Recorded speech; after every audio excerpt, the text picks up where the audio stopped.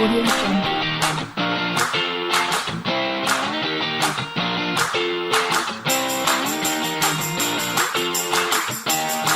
Audio Jungle. Audio Jungle.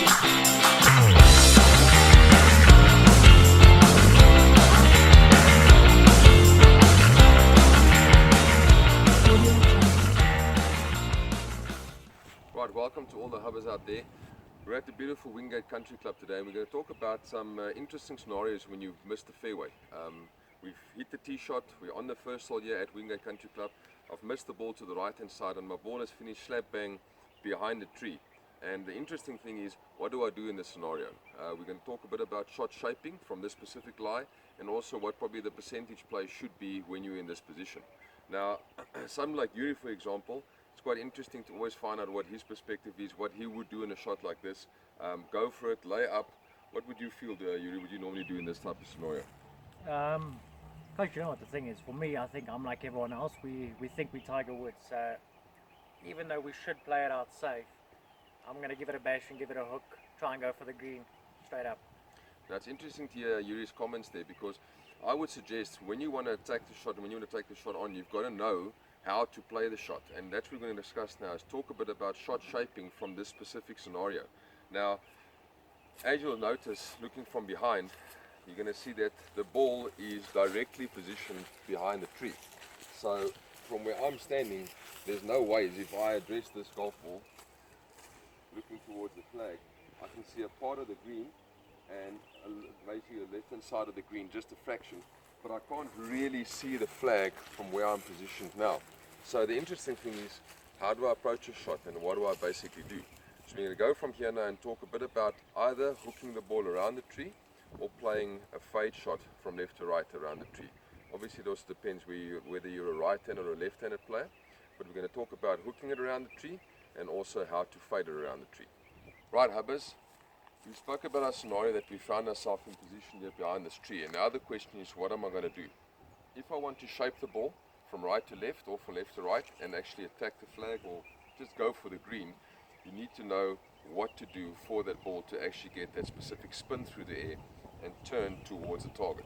So the first shot we're going to discuss is how to actually play a little hook around the tree for the right-handed player, and also then the fade option if I wanted to go in the other direction. Now I've selected a 6-iron here.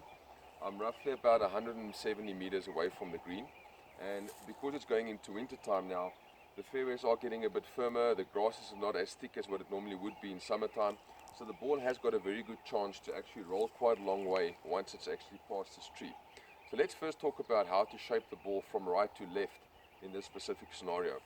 Now the first thing I'll do as I approach the ball here, I want to now basically let the ball turn from right to left around this tree. So what I need to do, I'm first of all going to, just as the club is like that, that would be my sort of square club face position. I'm purposely going to close the club face just a fraction and take my normal grip. And as you can see there now, the club face is slightly shut. I will now address the ball with the club in that sort of shut position, and I'm going to aim quite a long way right with my feet and my shoulders. Now the reason for that is, I'm now going to swing the club on the line of my feet and shoulders, which are actually aiming way right, with the club face being slightly closed at address. That will encourage what we call an in to out swing path into the ball, and by releasing my hands, I'm just going to swing towards you guys now, by releasing my hands through impact, by getting that club face to turn over, I've got a good chance of generating a right to left spin on the ball. I'm just going to stop it there for now.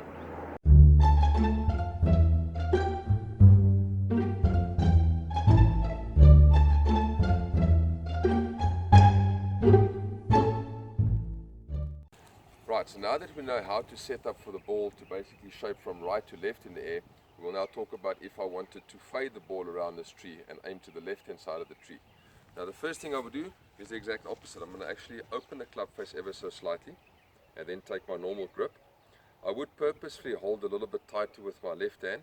What this will do is it helps me through impact to just keep my hands a bit more passive, almost a bit more open through impact, instead of my hands turning over and flipping the club head over. So I would, from here now, looking from that angle, I'm going to aim quite a long way left with my feet and with my shoulders. The club face will be positioned now a bit more open, and I will now swing the club on an out to in swing path. When I do that, as a club now, if I swing towards you guys, if I were to aim left, club face is now open, and I swing from out to in through the golf ball, keeping my hands more passive through impact. That will generally encourage a bit more of a left to right spin on the ball, and I can turn the ball from left to right around this tree towards the green.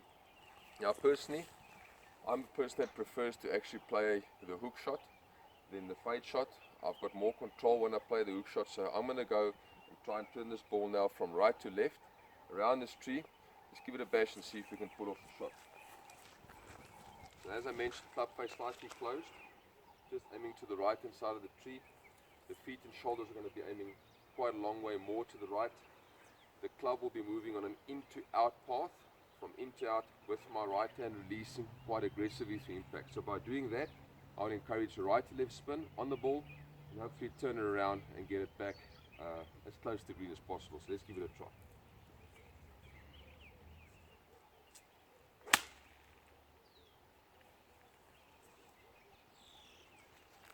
Well, that didn't work out too bad.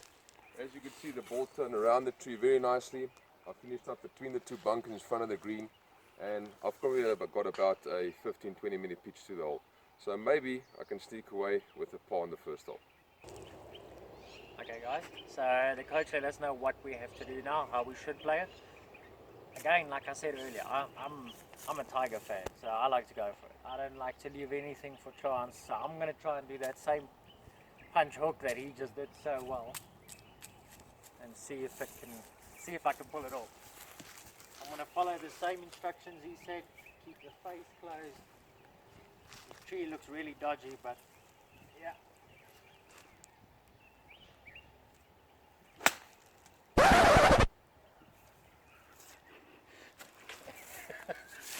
So the upside is it was a punch. The downside is it didn't hook.